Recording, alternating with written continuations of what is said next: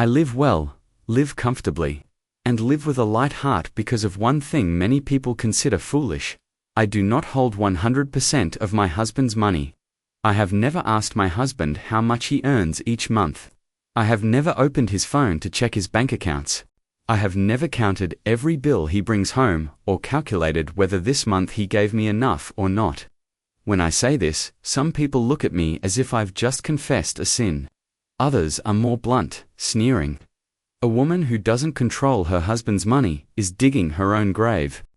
I don't explain myself, because after more than 10 years of marriage, I have never lacked money.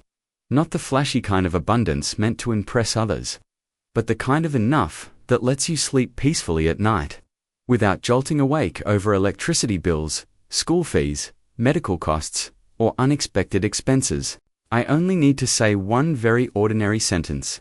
Honey, it's time to pay the kids' tuition.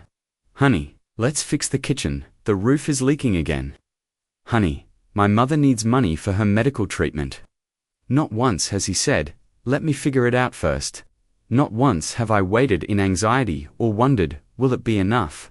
But to reach this kind of peace, I have not lived without pain. There was a time when I began to feel out of place. Because everywhere I went, every coffee gathering with women, the conversation revolved around one single axis. Controlling the husband's money, some bragged. My husband hands over everything. He has to ask me before spending a dime. Others lectured with confidence. A man who doesn't hand over his money can't be trusted. I control the money, I'm securing my child's future. One day, a friend looked straight at me and asked, without any politeness, so are you stupid or just reckless for not holding your husband's money? I smiled, but inside, I knew I was standing in a completely different world. Then came the first real collision with my mother-in-law. At a family dinner, she casually dropped a question.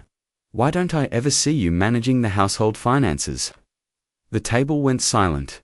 I knew she wasn't just asking. She listed examples from other families. The wife of A controls everything, everything is orderly. The daughter-in-law in B's family manages money tightly. Her husband has to ask before spending. Then she turned to me and said, a woman who doesn't control money will suffer sooner or later. I stayed silent, not because I had nothing to say, but because I knew not everyone can understand the cash flow of a man who runs a business. That night, I cried. Not because of her words, but because of the feeling that I was always expected to prove myself. There were moments when I doubted myself.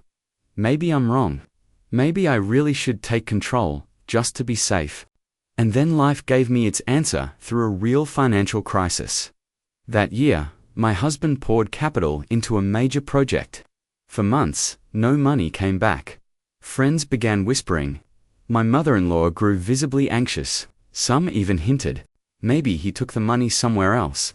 If I had been the kind of woman who controlled money without understanding cash flow, my family would have exploded at that moment. But I knew.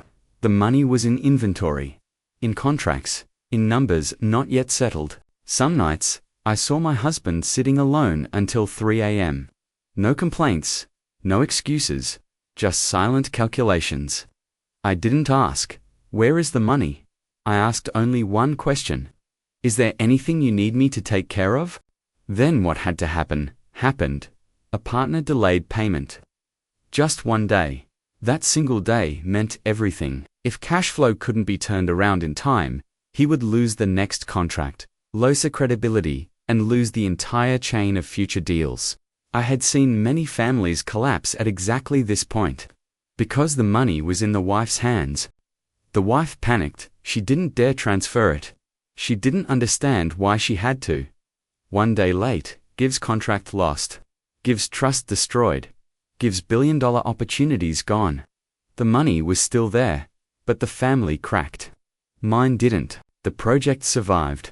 The money came back later, quietly, without fanfare. After that crisis, my husband said one short sentence to me. You don't need to know how much I make.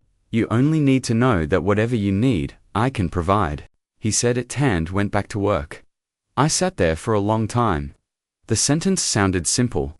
But to say it, a man needs real financial strength, courage, and responsibility. I like men like that. Men with strength, with initiative, with credibility. A man who goes out to entertain clients, sign contracts, meet partners and has to call home for every expense. Wife, can you transfer 300 million for me? I find that strange. Not because of pride, but because big business requires absolute financial autonomy. I don't deny this.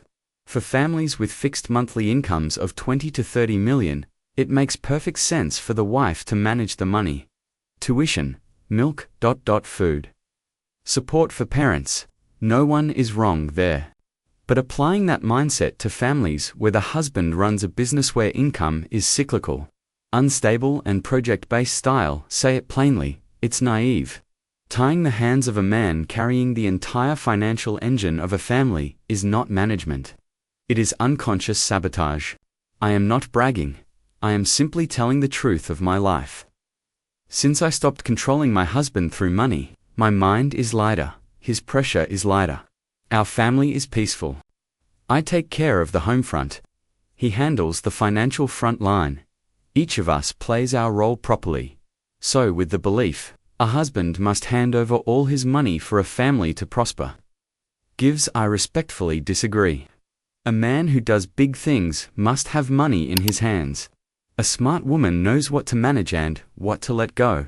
Every marriage has its own operating system. My family doesn't hand over 100% of the money. Yet I live well, live steadily, and live richly, in the truest sense of peace and security. And I believe there are many people like me. They just haven't dared to say it out loud.